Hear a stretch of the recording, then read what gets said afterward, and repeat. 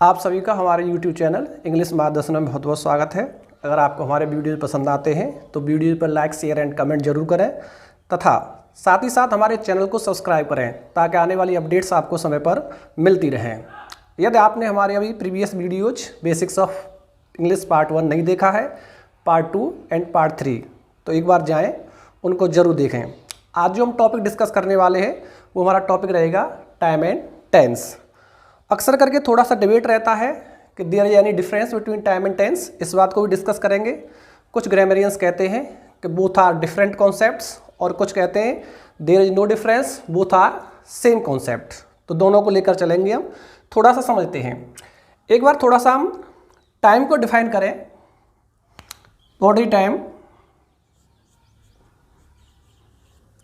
Time क्या होता है? वास्तव में एक यूनिवर्सल कॉन्सेप्ट होता है। ये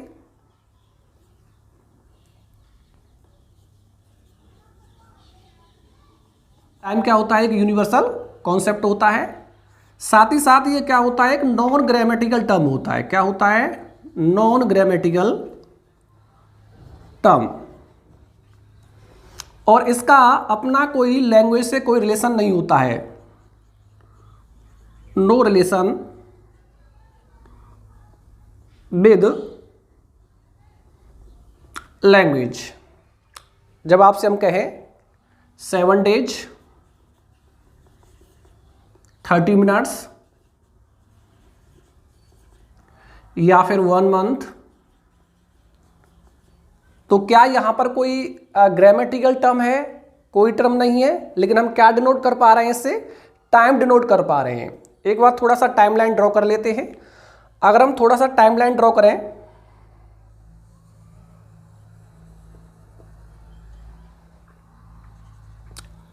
एट प्रेजेंट में क्या कर रहा हूं? आपको टीच कर रहा हूं, पढ़ा रहा हूं। तो ये कौन सा कहलाया? प्रेजेंट टाइम कहलाया।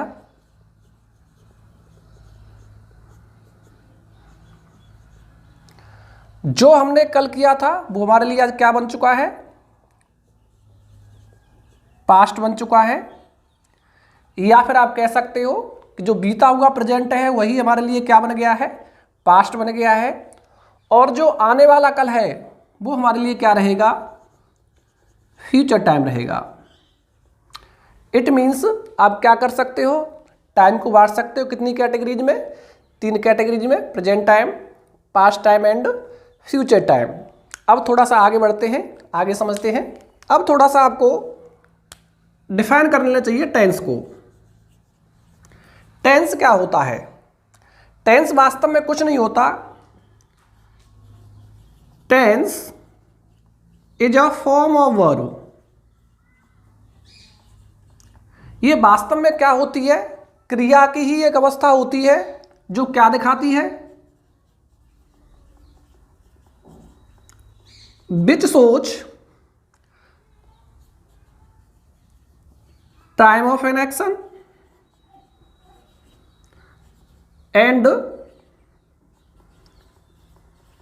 State of an action.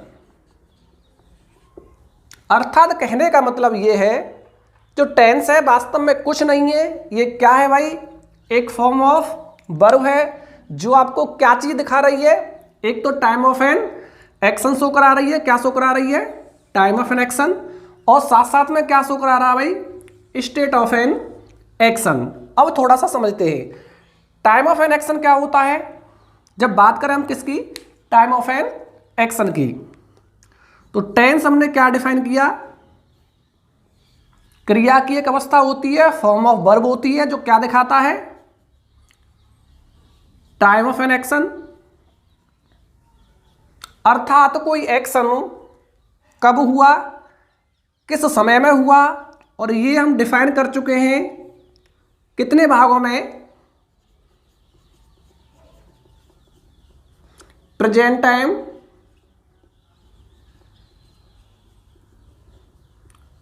Past time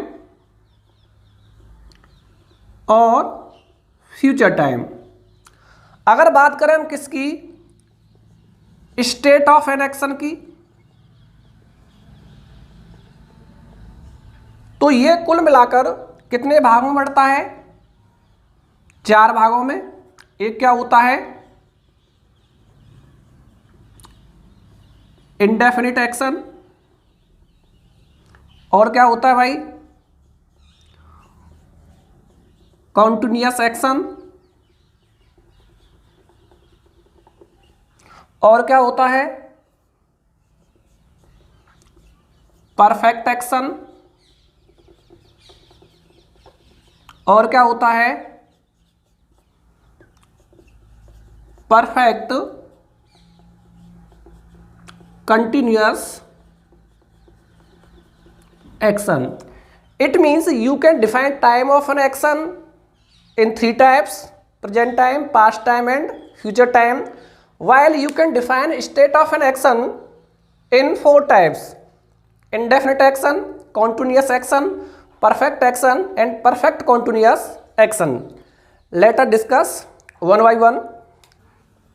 State of an action. At present I am teaching you. आप पाएंगे इसमें कैसा एक्शन है? आप कहेंगे there is continuous action because there is an ongoing process. क्या चल रहा है भाई? ऑन गोइंग प्रोसेस चल रहा है। मैं आपको पढ़ा रहा हूं, आप पढ़ रहे हो, तो यह क्या कहलाएगा? ऑन गोइंग प्रोसेस क्या कहलाएगा आपका? Continuous action. क्या कहलाएगा? Continuous action. क्या कहलाएगा? Continuous action. आगे थोड़ा सा बढ़ते हैं। जब मान लीजिए मैं आपको कोई टास्क देता हूं और आपसे कहा जाए कि आप क्या करिए, उस टास्क को कंप्लीट करिए, और आप क्या कर रहे हैं? उस टास्क को कंप्लीट कर रहे हैं, और आपने क्या कर लिया है? वो टास्क कंप्लीट कर लिया है। फॉर एग्जांपल, बहुत इजी भाषा में समझते हैं। मान लीजिए मैं आपको किसकी पूछता हूं? खाने की पूछता हूं, और आपसे पूछूं आपने खाना खाया है कि नहीं खाया है, और आप कहते हो कि भाई मैंने खाना खा लिया है, मुझे अब भूख नहीं है। क्या कह रहे हो आप? मैंने खाना खा लिया है, मुझे और भूख नहीं है। इट मीन्स जो आप एक्शन शो करा रहे हो, कैसा एक्शन शो करा रहे हो? परफेक्ट एक्शन शो करा रहे हो।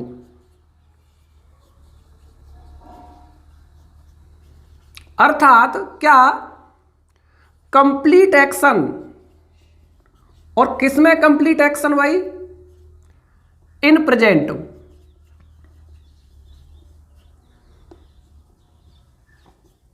कंप्लीट एक्शन प्रेजेंट टाइम क्या कहलाता है आपका? परफेक्ट एक्शन कहलाता है। मैं दोबारा रिवाइज कर रहा हूं।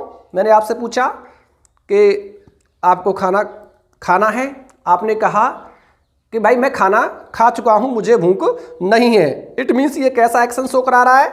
एक कंप्लीट एक्शन शो करा रहा है। और किस में करा रहा है? प्रेजेंट टाइम में करा रहा है। इट मीन्स यह हमारा क्या हो गया? Perfect action. अब थोड़ा सा आगे समझते हैं। मैंने आपको एक टास्क दिया, और टास्क क्या दिया? मान लीजिए किसी पाठ को याद करने का टास्क दिया, और मैं आपके पास 30 मिनट्स बाद आता हूं, after 30 minutes, and I ask कि भाई आपने पाठ याद कर लिया है कि नहीं कर लिया है। थोड़ा सा हम समझते हैं इस बात को। मैंने आपको क्या दिया? एक टास्क दिया, और टास्क में आपको क्या करना था? एक पाठ याद करना था। क्या याद करना था? पाठ याद करना था। और मैं आपके पास पहुंचा कितने मिनट बाद? 30 मिनट्स बाद। कितने मिनट बाद? 30 मिनट्स बाद। और मैंने आपसे क्या पूछा कि आपने पाठ याद कर लिया कि नहीं? आपने पाठ याद कर लिया कि नहीं? और आप मुझे क्या उत्तर दे रहे हैं कि कर तो रहा हूं, 30 मिनट से मैं क्या कर रहा हूं? अपना पाठ याद कर तो रहा हूं। इट मीन्स यह एक्शन दिखाता है कि पार्शियल एक्शन आपने क्या कर लिया? कंप्लीट कर लिया, और पार्शियल एक्शन अभी आपका चल रहा है। इट मीन्स वास्तव में ये क्या है? इसमें आपने 2 एक्शन डिनोट कराए हैं। It means you are showing 2 actions. थोड़ा सा लिख लेते हैं, उसके बाद समझते हैं। आपने क्या कहा? एग्जाम्पल से समझने की कोशिश करते हैं। मैं 30 मिनट से अपना पाठ याद कर रहा हूं। आप क्या कह रहे हैं मुझसे? मैं 30 मिनट से अपना पाठ याद कर रहा हूं। मैंने क्या दिया था भाई? आपको एक टास्क दिया था, और क्या करना था आपको? वो याद करना था। मैं कितनी देर बाद आपके पास आया? 30 मिनट्स बाद आया। और 30 मिनट्स बाद मैंने आपसे क्या पूछा कि भाई आपने पाठ याद किया कि नहीं किया? और आपने क्या रिप्लाई दिया कि मैं 30 मिनट से क्या कर रहा हूं, अपना पाठ याद ही तो कर रहा हूं। चलो थोड़ी सी टाइमलाइन ड्रॉ कर लेते हैं। ये क्या हो गया हमारा प्रेजेंट, क्या हो गया प्रेजेंट। ये क्या हो गया हमारा फ्यूचर, और ये क्या हो गया हमारा पास्ट। इट मींस जिस वक्त मैंने आपको क्या दिया था, पाठ याद करने के लिए दिया था, क्या दिया था भाई, पाठ याद करने के लिए दिया था, उस वक्त कितने बज रहे थे, कल्पना कर लेते हैं। मान लो समय हो रहा था कितना, 7 बज रहे थे। कितने बज रहे थे, 7 बज रहे थे, और वो समय क्या था, प्रेजेंट था। अब क्या होता है, थोड़ा सा हम आगे बढ़ते हैं। अब मैं आपको विजिट करता हूं कितनी देर बाद, 30 मिनट बाद। कितनी देर बाद, 30 मिनट बाद।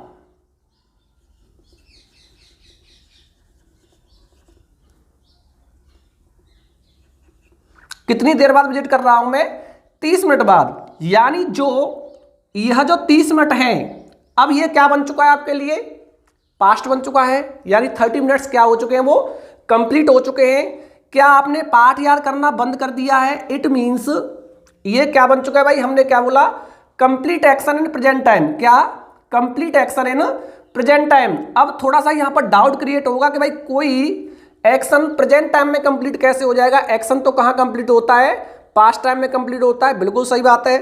अब जो 30 मिनट्स है ये आपका क्या हुआ, कंप्लीट एक्शन हुआ। क्या हुआ, कंप्लीट एक्शन। और कोई भी कंप्लीट एक्शन क्या होता है, क्या बन जाता है आपके लिए, परफेक्ट एक्शन बन जाता है। इट मींस अब आपने 30 मिनट क्या कर लिए, कंप्लीट कर लिए। क्या आपने अभी कार्य करना बंद कर दिया, आपने पाठ याद करना बंद कर दिया, नहीं। इट मींस अब भी आप क्या कर रहे हो, उस एक्शन को कंटिन्यू कर रहे हो। एक्शन क्या है, कंटिन्यू। एक्शन क्या है भाई, कंटिन्यू है। इट मींस यहां पर आपने क्या पाया, 2 एक्शन पाए। एक तो आपने क्या पाया, 30 मिनट्स कंप्लीट एक्शन पाया, और साथ ही साथ में आपने क्या पाया, एक्शन कंटिन्यू। इट मींस यह कहलाता है हमारा क्या, perfect continuous action. It means इसमें क्या होता है भाई, 2 एक्शन क्या होते हैं, इंक्लूड होते हैं। एक तो क्या होता है आपका परफेक्ट एक्शन होता है, और दूसरा कौन सा होता है, continuous action. It means whenever we find 2 action in a sentence. किसमें भाई, एक सेंटेंस में क्या पाए हम, 2 एक्शन पाए, और उसमें क्या दे दिया गया, ड्यूरेशन दे दिया गया, या तो पॉइंट ऑफ टाइम या फिर पीरियड ऑफ टाइम। तो वह एक्शन क्या कहलाता है, हमारा परफेक्ट कॉन्टिन्यूअस एक्शन कहलाता है। आई थिंक यहां तक आपके अब 3 एक्शन क्लियर हो गए होंगे।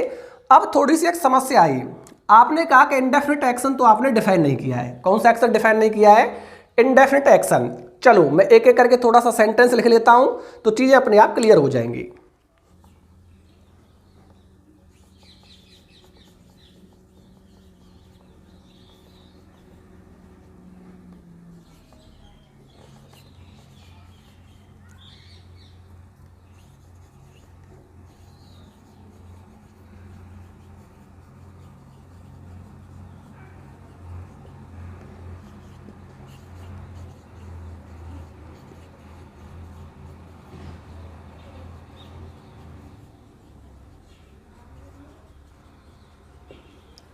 चलिए थोड़ा सा समझते हैं। जब मैं कहता हूं आई एम टीचिंग यू, क्या कहता हूं मैं, आई एम टीचिंग यू। आप कहते हो कैसा एक्शन है भाई, इसमें एक ऑनगोइंग प्रोसेस है। इट मींस इसमें एक्शन कौन सा हुआ, कॉन्टिन्यूअस एक्शन। और जब मैं आपसे कहता हूं कि I have eaten my food, कैसा एक्शन है भाई, कंप्लीट एक्शन है। कहां पर है, प्रेजेंट टाइम में है। कौन सा एक्शन हो गया आपका, perfect action.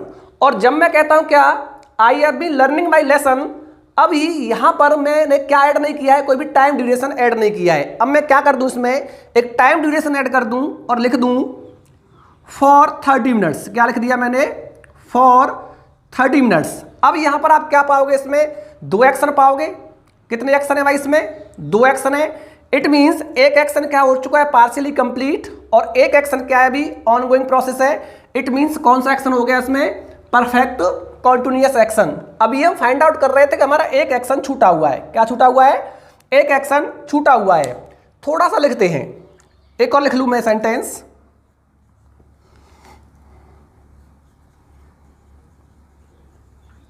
The sun rises in the east. अब मैं आपसे पूछूंगा भाई इसमें क्या कर दो, आप एक्शन डिफाइन कर दो। और एक सेंटेंस लिख लेता हूं मैं, आई हैव अ कार। और लिख लेता हूं राम इज अ टीचर। और मैं आपसे क्या कह रहा हूं कि आपको क्या करना है, इन सेंटेंसेज में एक्शन डिफाइन करना है। क्या करना है, एक्शन डिफाइन करना है। अब आप कहते हो the sun rises in the east, क्या कोई इसमें एक्शन है, कॉन्टिन्यूअस एक्शन है, परफेक्ट एक्शन है, या फिर परफेक्ट कॉन्टिन्यूअस एक्शन है? आप कहोगे there is no action in this sentence. क्या नहीं है भाई, there is no action in this sentence. अगले एग्जांपल में हम देखें, I have a car, is there any action in this sentence? आप कहोगे भाई इसमें तो पोजेशन शो करा रहा है। क्या शो करा रहा है, पोजेशन शो करा रहा है, देयर इज नो एक्शन। अगले वाले में आप देखें क्या दो शो करा रहा है, राम इज अ टीचर, क्या कोई एक्शन शो करा रहा है? नो। ये क्या दिखा रहा है भाई, एक स्टेट को दर्शा रहा है। किसको दर्शा रहा है, स्टेट को दर्शा रहा है।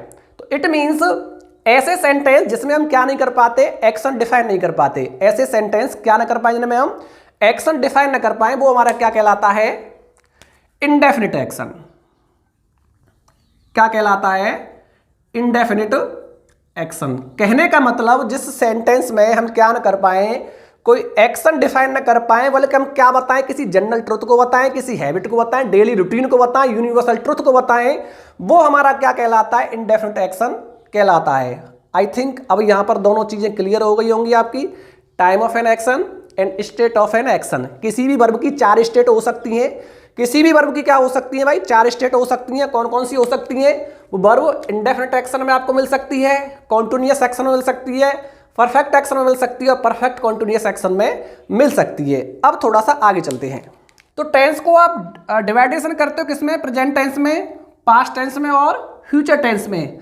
हर एक टेंस की कितनी कैटेगरी होती हैं, 4 कैटेगरी होती हैं। It means indefinite tense, continuous tense, perfect tense और परफेक्ट कॉन्टिन्यूअस टेंस। ये सबकी सब क्या होती हैं, ये अगर देखा जाए तो सबकी सब क्या हैं, ये स्टेट है किसकी भाई, ऑफ वर्ब। ये सबकी सब क्या है, स्टेट ऑफ वर्ब है। क्या है भाई, स्टेट ऑफ वर्ब। ये भी क्या है, स्टेट ऑफ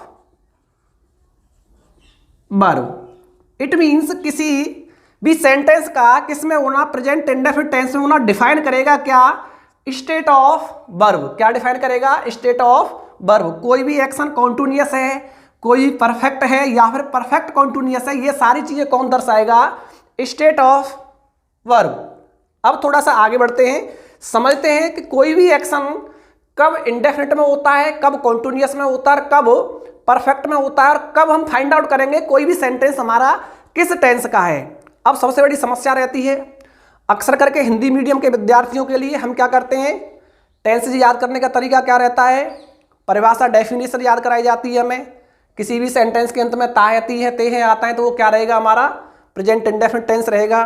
और रहा है, रही है, रहे हैं, आ रहा है, तो क्या रहेगा, प्रेजेंट कॉन्टिन्यूअस टेंस रहेगा। नो, ये ग्रामर जब आप पढ़ोगे कंपटीशन ग्रामर में, इस प्रकार ये टेंसेज को आपको रीड नहीं करना है। सबसे पहले आपको समझना है सेंटेंस को देखकर कि जो हमारा सेंटेंस है वो कौन से टेंस का है, इंडेफिनिट का है, प्रेजेंट इंडेफिनिट का है, प्रेजेंट कॉन्टिन्यूअस का है, प्रेजेंट परफेक्ट का है, या प्रेजेंट परफेक्ट कॉन्टिन्यूअस टेंस का है। थोड़ा सा रीड करते हैं। चलिए लेट अस फाइंड आउट। आपके सामने कुछ सेंटेंसेज हैं, आपको क्या करना है, इन सेंटेंसेज को फाइंड आउट करना है कि इसमें कौन से टेंस के हैं। एक एक करके देखते हैं। सबसे पहले आपको क्या करना है, first of all you have to understand the base forms. जब तक आप बेस फॉर्म्स नहीं समझेंगे आप टेंस को नहीं समझ सकते। सेंटेंस में कौन सा टेंस का वाक्य है वो नहीं पहचान सकते। तो सबसे पहले हम क्या करते हैं, बेस फॉर्म क्लियर करते हैं। तो देयर आर 3 बेस फॉर्म्स। कितनी बेस फॉर्म्स होती हैं, देयर आर 3 बेस फॉर्म्स। कौन कौन सी होती हैं देख लेते हैं एक बार। एक तो होती है do form, which shows action, जो किसको दर्शाती है भाई, एक्शन को। किसको दर्शाएगी, एक्शन को। एंड अनदर बेस फॉर्म क्या है, बी फॉर्म है। क्या है, बी फॉर्म है, किसको शो कराएगी, स्टेट को। किसको शो कराएगी, स्टेट को। एंड अनदर बेस फॉर्म क्या है फॉर्म है। क्या है भाई, है फॉर्म है, किसको शो कराती है, पोजेशन को। किसको शो कराएगी?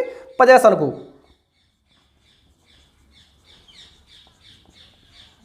चलिए आगे बढ़ते हैं। जहां जहां आपको डू फॉर्म का क्या क्या फॉर्म होती है B1 में, डू और डज। बी फॉर्म की क्या होती है? Is am are. और हैव फॉर्म की क्या होती है? हैज और हैव। मान लो आपको किसी भी सेंटेंसेज में सिर्फ इनका यूज मिलता है। किनका यूज मिलता है? Do, does, is am are, has, have. तो वह सेंटेंस आपका क्या होगा? प्रेजेंट इंडेफिनिट टेंस होगा। क्या होगा? आपका प्रेजेंट इंडेफिनिट टेंस होगा।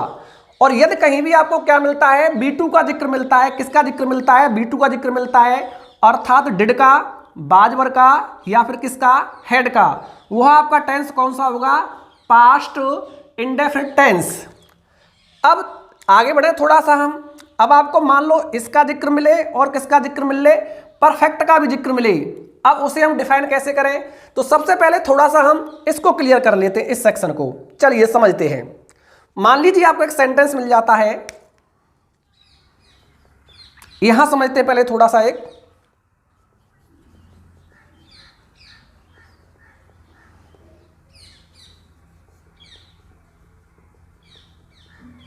आपसे पूछा जाए कि यह सेंटेंस जो है किस टेंस का है। बहुत इजी एग्जांपल ले रहे हैं हम, बिल्कुल स्टार्टिंग बेस से कर रहे हैं। यह जो सेंटेंस है किस टेंस का है? तो बहुत से बच्चे क्या करते हैं? गलती करते हैं। दे अंडरस्टैंड दैट कि यहां पर क्या रखा है? इज आ रखा है, तो वो समझते हैं क्या होगा? कोई कॉन्टिन्यूअस एक्शन होगा। एजेएमआर पढ़ लेते हैं कि एजेएमआर कहाँ आता है? प्रेजेंट कॉन्टिन्यूअस में आता है। सबसे पहले आपको समझना क्या पड़ेगा कि there are two types of verb. क्या होती है भाई? दो टाइप की वर्ब होती हैं मेनली। इस स्ट्रक्चर के हिसाब से मैं आपको बताना चाहता हूं। एक तो होती है क्या? हेल्पिंग वर्ब, और एक क्या होती है? Main verb.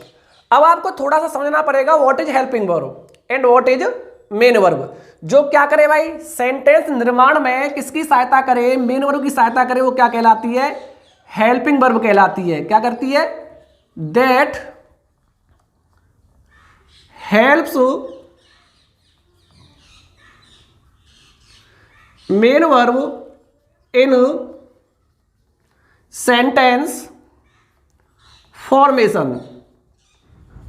जो क्या करे भाई? हेल्प करे। किसकी करे? मेन वर्ब की करे। किसमें करे? सेंटेंस फॉर्मेशन में। क्या कहलाती है? हमारी हेल्पिंग वर्ब कहलाती है। और आप मेन वर्ब को बहुत अच्छी तरीके से जानते हो। जो क्या शो कराती है भाई? स्टेट शो कराती है, जो आपको बताती है कि आपका टेंस कौन सा है? प्रेजेंट इंडेफिनिट है, प्रेजेंट कॉन्टिन्यूअस है, प्रेजेंट परफेक्ट है। क्या शो कराती है भाई? मेन वर्ब या तो स्टेट को शो कराएगी, या फिर किसको शो कराएगी? वो एक्शन को शो कराएगी, या फिर किसको शो कराएगी? पोजेशन को शो कराएगी। अब थोड़ा सा आगे बढ़ते हैं। हमने यहां पर समझ लिया कि वर्ब कितने प्रकार की होती हैं। There are two types of verb. एक होती है हेल्पिंग वर्ब और एक होती है मेन वर्ब। हेल्पिंग वर्ब का कार्य क्या होता है? जो हेल्प करे। किसकी हेल्प करे भाई? मेन वर्ब की हेल्प करे। किसमें? सेंटेंस फॉर्मेशन में। वो हमारी क्या कहलाएगी? Helping verb. और मेन वर्ब का कार्य क्या है? क्या शो कराना? स्टेट शो कराना, एक्शन शो कराना, और क्या शो कराना? पोजेशन शो कराना। चलिए थोड़ा सा समझते हैं। जब हमने सेंटेंस में लिखा राम इज माई ब्रदर, अब सबसे पहले आपको फाइंड आउट करना पड़ेगा कि यहां पर जो इज दे रखी है वो आपकी हेल्पिंग वर्ब है कि मेन वर्ब है। और जब तक आप ये नहीं समझ पाएंगे कि ये हेल्पिंग वर्ब है कि मेन वर्ब है, आप क्या नहीं कर सकते? इसका टेंस आइडेंटिफाई नहीं कर सकते। You can not identify the tense. तो लेट अस अंडरस्टैंड कि यहां पर ये काम किसका कर रहा है। अब थोड़ा सा देखें हम। अगर आप कहते हो किसको? Helping verb. मान लीजिए मैं क्या कहता हूं इसको? It is functioning as helping verb. तो let us find out main verb कहां है। Let us find out main verb कहां है। There is no main verb in this sentence. इस सेंटेंस में मेन वर्ब है ही नहीं। अब सबसे पहले आपको यह समझना पड़ेगा कि एक सेंटेंस फॉर्मेशन में क्या चीज एसेंशियल होती है? हेल्पिंग वर्ब या फिर मेन वर्ब। क्या कोई sentence without helping verb possible हो सकता है? ऑफ कोर्स पॉसिबल हो सकता है। कोई भी sentence without helping verb possible हो सकता है, लेकिन क्या विदाउट मेन वर्ब पॉसिबल हो सकता है? No, a sentence can never possible. किसके बगैर? हेल्पिंग वर्ब नहीं, किसके बगैर? मेन वर्ब के बगैर। अब आपने देखा, क्या फाइंड आउट कर दिया आपने कि ये हेल्पिंग वर्ब है। क्या है भाई? हेल्पिंग वर्ब है। But this is not helping verb. यहां पर ये फंक्शन कर रहा है किसकी तरह? मेन वर्ब की तरह। किसकी तरह कर रहा है फंक्शन भाई? मेन वर्ब की तरह। तो इट मींस अब आपने थोड़ा सा देखा यहां पर किसकी तरह फंक्शन कर रहा है? मेन वर्ब की तरह। और आपको यहां पर क्या मिल रहा है? यहां पर एज। इट मीन्स यह आपका टेंस कौन सा हो गया, प्रेजेंट इंडेफिनिट टेंस। क्या हो गया आपका, प्रेजेंट इंडेफिनिट टेंस। और थोड़ा सा मैं आपको मॉडिफाई कर दूं, आप इसे प्रेजेंट इंडेफिनिट टेंस ना कह के क्या कहें इसको, सिंपल प्रेजेंट टेंस। क्या कहें, सिंपल प्रेजेंट टेंस। अर्थात किसी एक सेंटेंस में जब आपको क्या शो कराना हो, स्टेट शो कराना हो या पोजेशन शो कराना हो, तो वहां पर उसको आप टेंस को क्या कॉल करिए, simple present tense. The tense will be called simple present tense. चलिए अब थोड़ा सा आगे बढ़ते हैं। आपने यहां पर समझ लिया, क्या चीज समझी, a sentence is possible without helping verb but never possible किसके बगैर पॉसिबल नहीं है भाई, मेन वर्ब के बगैर पॉसिबल नहीं है। थोड़ा सा आगे बढ़ते हैं। अब यहां पर क्या लिखे हुए हैं, कुछ एक सेंटेंस लिखे हुए हैं, आपको फाइंड आउट करना है कि कौन सा टेंस जो है, कौन सा सेंटेंस जो है किस टेंस का है। चलो सबसे पहले देखते हैं, यहां पर क्या लिखा हुआ है, राइट्स।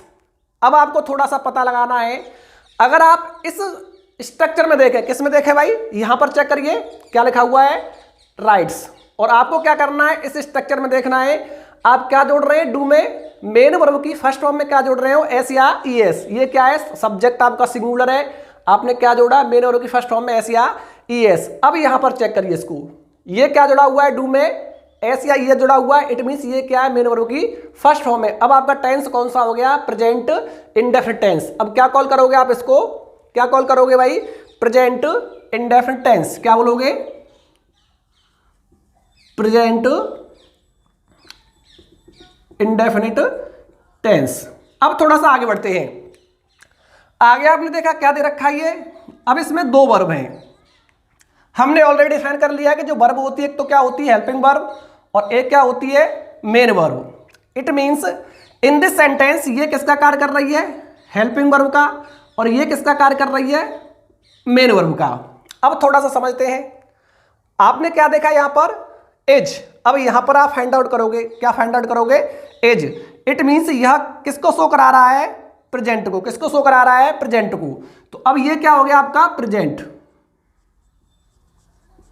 अब क्या ये प्रेजेंट इंडेफिनिट हो गया, नहीं। जब ये वर्ब्स अकेली आती हैं तब इनको हम क्या कहेंगे, प्रेजेंट इंडेफिनिट टेंस। यदि इनके साथ क्या आ जाता है, एक और मेन वर्ब आ जाती है, तो हम उसको क्या नहीं कहेंगे, प्रेजेंट इंडेफिनिट टेंस नहीं कहेंगे।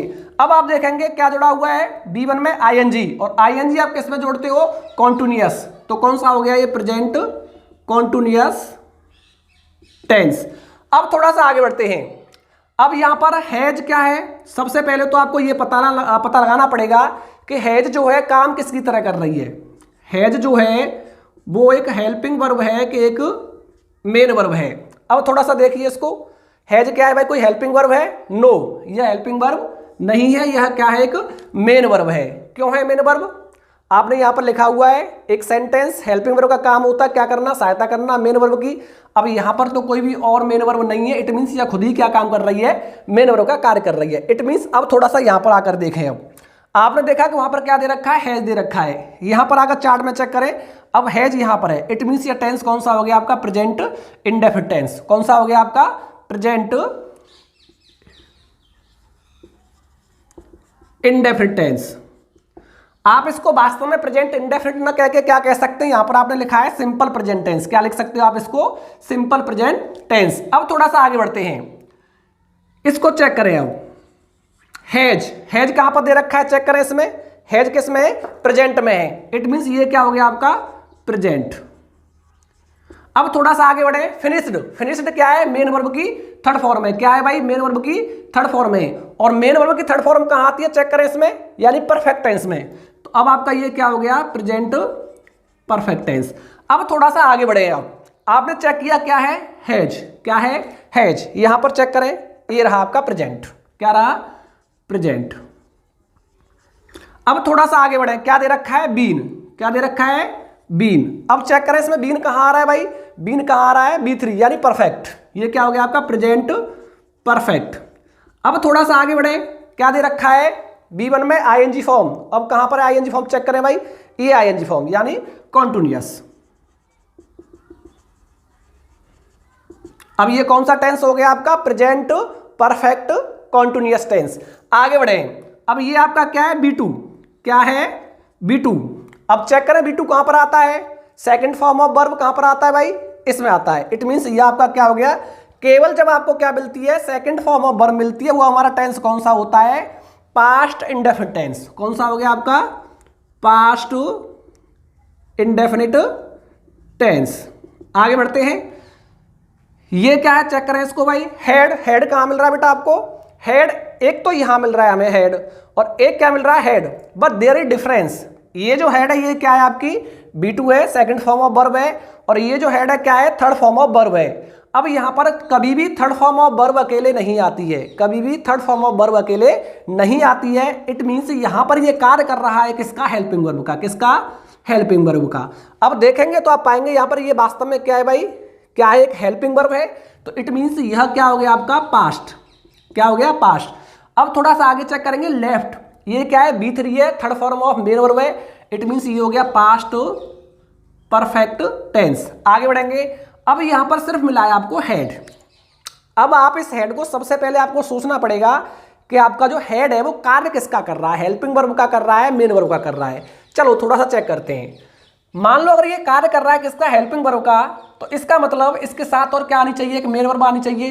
क्या इस सेंटेंस में आगे कोई मेन वर्ब है? It means there is no main verb in this sentence. इस सेंटेंस में मेन वर्ब है ही नहीं। अब इस सेंटेंस में मेन वर्ब नहीं है, तो इसका मतलब कहीं ना कहीं ये खुद कार्य कर रहा है किसका? मेन वर्ब का। किसका कार्य कर रहा है? मेन वर्ब का। अब थोड़ा सा आपको समझना पड़ेगा। अब ये मेन वर्ब की फर्स्ट फॉर्म है, सेकंड फॉर्म है कि थर्ड फॉर्म है? अगर आप यहां पर देखें तो ये फर्स्ट फॉर्म नहीं है। अब आप यहां पर देखें, हेड सेकंड फॉर्म हो सकता है, थर्ड फॉर्म चेक करें, थर्ड फॉर्म हो सकता है, लेकिन परफेक्ट की ये खासियत होती है कि यह कभी भी किसके बगैर नहीं आता है? हेल्पिंग वर्ब के बगैर नहीं आता है। इट मींस ये स्वयं काम कर रहा है किसका? मेन वर्ब का। और कैसे ये करेगा? Second form of main verb. It means यह क्या है आपका? पास्ट इंडेफिनिट टेंस है। क्या है भाई? पास्ट इंडेफिनिट टेंस है। कौन सा हो गया आपका? Past indefinite tense. आगे बढ़ते हैं, बाज क्या है? थोड़ा चेक करें। बाज आपको मिलेगा कहां मिलेगा भाई? इसमें मिलेगा। इट मींस ये क्या हो गया आपका? पास्ट हो गया। क्या हो गया? पास्ट। अब थोड़ा सा आगे बढ़ जाएं, लर्निंग, यानी B1 में क्या जोड़ रखा है हमने? ING। इट मींस ये क्या हो गया? कॉन्टिन्यूअस। तो ये क्या हो गया? Past continuous tense. थोड़ा सा हम आगे बढ़े। अब आपको क्या मिल रहा है? सिर्फ अकेला बाज मिल रहा है। इट मींस चेक करें यहां पर, इसमें होगा। तो अब आप क्या कहोगे इसको? Past indefinite tense. और वास्तव में इसको आप पास्ट इंडेफिनिट न कह के मैंने क्या बताया है, आप क्या कह सकते हो? सिंपल पास्ट टेंस कह सकते हो। तो आई थिंक अब थोड़ी सी चीजें आपकी क्लियर हो गई होंगी। अब मैं थोड़ा सा आगे बढ़ता हूं। आपको करना क्या है? सबसे पहले इस चार्ट को देख लेना है, आपको बेस फॉर्म को देख लेना है। जब आपकी बेस फॉर्म क्लियर हो जाए तो उसके बाद में आप इनको याद करिए। Second form of main verb याद करिए, third form of main verb याद करिए, और fourth form it mean continuous form. ये कन्फर्म है कि कहीं भी आपको मेन वर्ब की फर्स्ट फॉर्म में ING देखने को मिल जाए तो वह हमारा टेंस कौन सा होगा? कॉन्टिन्यूअस होगा। और यदि आपको क्या मिल जाती है? मेन वर्ब की थर्ड फॉर्म मिल जाती है, वह टेंस हमारा क्या होगा? परफेक्ट टेंस होगा। और यदि आपको अकेला मेन वर्ब की सेकंड फॉर्म या फिर बाज या बर हेड का यूज मिलता है, इनके साथ और कोई मेन वर्ब नहीं आती है, तो ये स्वयं ही क्या कार्य करेंगी? मेन वर्ब का। और टेंस कौन सा बनाएंगी? Past indefinite tense. सेम इनके साथ होता है। आई थिंक आपका यहां तक ये सारी चीजें क्लियर हो गई होंगी। थोड़ा सा कॉन्सेप्ट मैं आगे आपका क्लियर करता हूं। चलिए थोड़ा समझते हैं। जैसा कि हमने डिफाइन किया था कि जो वर्ब होती है वो दो तरीके से कार्य करती है। किसकी तरह?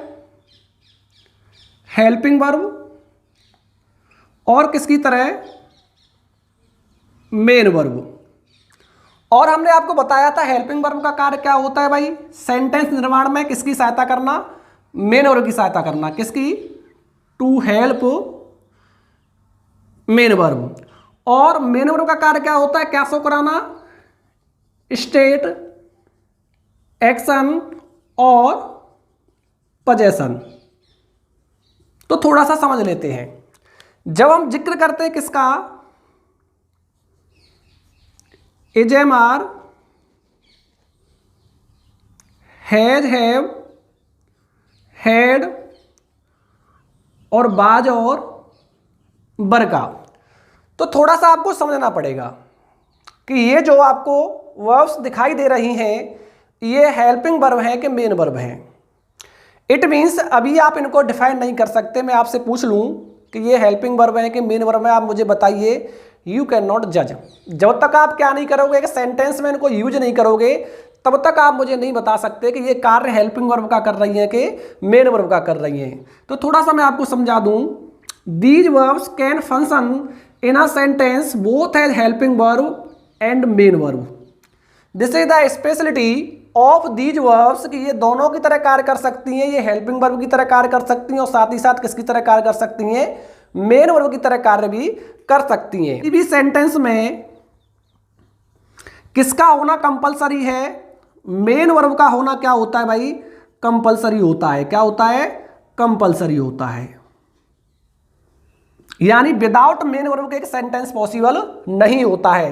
क्या हेल्पिंग वर्ब का होना कंपलसरी होता है एक सेंटेंस में? Not compulsory. इट मीन्स एक सेंटेंस आप चाहें तो सिर्फ मेन वर्ब की सहायता से बना सकते हैं, हेल्पिंग वर्ब की हमें कोई जरूरत नहीं है। चलो कुछ सेंटेंस लिख लेता हूं मैं।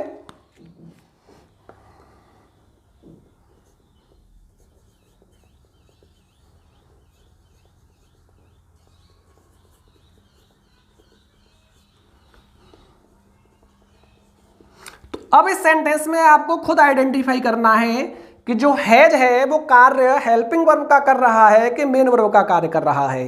अब थोड़ा सा आप देखेंगे, अगर आपको लगता है कि ये किसका कार्य कर रहा है भाई, हेल्पिंग वर्ब का कार्य कर रहा है। किसका, हेल्पिंग वर्ब का। आपने कहा कि ये फंक्शन कर रहा है किसकी तरह, हेल्पिंग वर्ब की तरह, तो आपको यहां पर एक आवश्यकता पड़ेगी किसकी, मेन वर्ब की। इट मीन्स आपको क्या चाहिए भाई, एक साथ ही साथ एक मेन वर्ब चाहिए। अब क्योंकि सेंटेंस में there is no main verb in this sentence, it means यह किसका कार्य कर रहा होगा, फिर मेन वर्ब का कार्य कर रहा होगा। इट मीन्स यहां पर ये किसका कार्य नहीं कर सकता है, हेल्पिंग वर्ब का कार्य नहीं कर सकता है। क्यों नहीं कर सकता है, क्योंकि भाई इसको क्या चाहिए, एक मेन वर्ब चाहिए। हेल्पिंग वर्ब कभी भी अकेले नहीं आती है। तो क्या लिख सकते हो आप, helping verb is never used alone in a sentence. ठीक है भाई, समझ में आ रहा है। जबकि मेन वर्ब क्या हो सकती है, अकेली यूज हो सकती है किसी भी सेंटेंस में। While main verb can be used, while main verb can be used. तो अब इसका मतलब ये हैज किसका कार्य कर रहा है, मेन वर्ब का। आपसे बोला जाए टेंस डिफाइन करने के लिए बड़ा ही इजीली डिफाइन कर दोगे। पिछले चार्ट में हम पढ़कर आए हैं कि यह कौन सा हो गया आपका, सिंपल प्रेजेंट टेंस। अब आई थिंक आपको मैटर क्लियर हो पा रहा होगा। एक और सेंटेंस लिख लेता हूं मैं।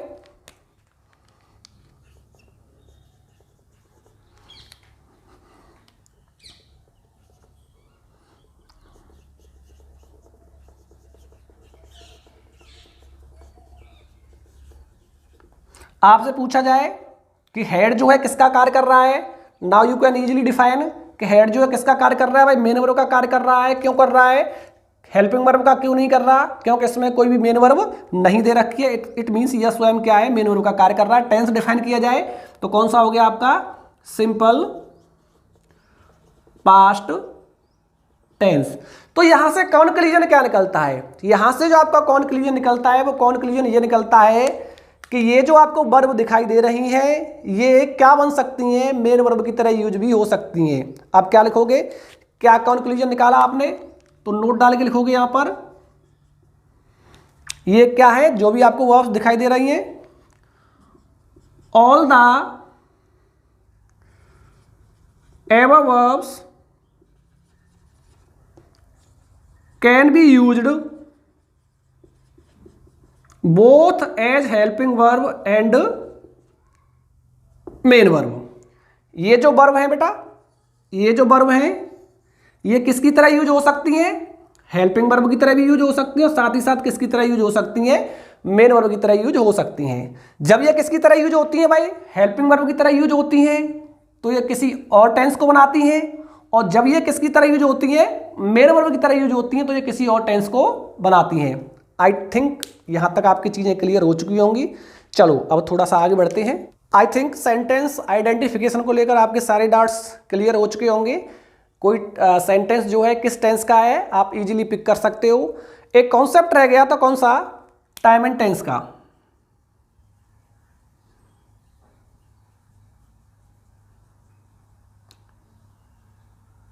और इन द स्टार्टिंग हम कह रहे थे कि is there any difference between time and tense.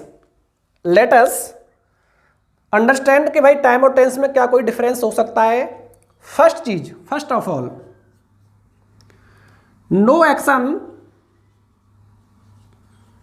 Is possible without time. क्या नहीं हो सकता है भाई, कोई भी एक्शन पॉसिबल नहीं हो सकता है, किसके बगैर पॉसिबल नहीं हो सकता है, टाइम के बगैर पॉसिबल नहीं हो सकता है। और जैसा कि मैंने पहले कहा था, जब आप लिखते हो 30 मिनट्स और मैं आपसे पूछूं कि क्या इसमें कोई ग्रामेटिकल कॉन्सेप्ट कार्य कर रहा है, क्या इसमें कोई हेल्पिंग वर्ब दे रखी है, क्या इसमें कोई मेन वर्ब दे रखी है, तो आप कहोगे कि भाई इसमें न तो कोई हेल्पिंग वर्ब है ना कोई मेन वर्ब है। इट मीन्स यह जो कार्य कर रहा है किसका है, ये यूनिवर्सल कॉन्सेप्ट है भाई। क्या है, एक यूनिवर्सल कॉन्सेप्ट है। क्या इसमें कोई ग्रामेटिकल टर्म है, आप कहोगे इसमें no grammatical term, no grammatical term. अब थोड़ा सा मैं दो सेंटेंस लिखता हूं, आपका जो डाउट है इजीली क्लियर हो जाएगा। He is coming here tomorrow. एक और सेंटेंस लिख लूं, मिस्टर नरेंद्र मोदी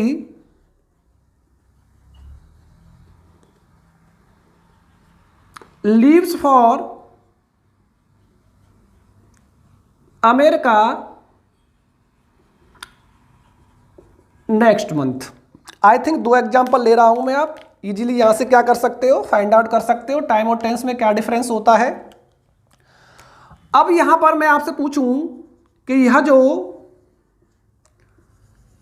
टाइम है वो क्या शो करा रहा है, आप कहोगे फ्यूचर टाइम। क्या शो करा रहा है भाई, फ्यूचर टाइम।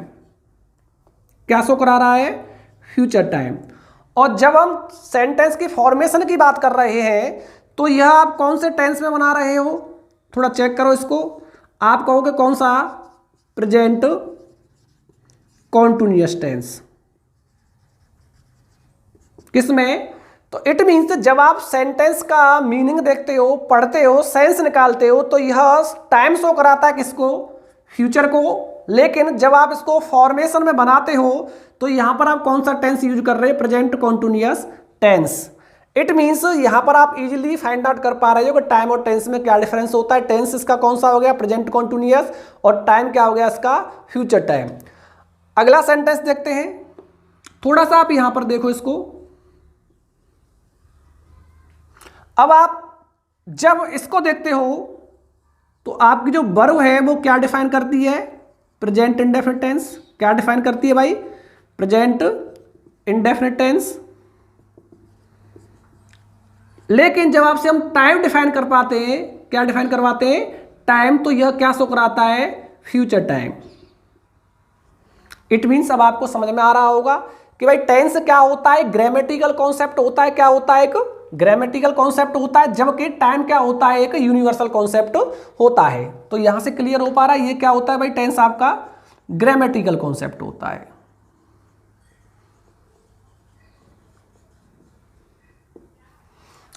आई थिंक आपके सारे डाउट्स क्लियर हो गए होंगे। अभी हमने इंट्रोडक्शन ऑफ टेंस पढ़ा है, आगे चल के थोड़े थोड़े टॉपिक वाइज हम क्लियर करते चलेंगे। आपका अगर कोई डाउट रह जाता है तो हमें आप कमेंट सेक्शन में ड्रॉप कर सकते हैं। Thank you.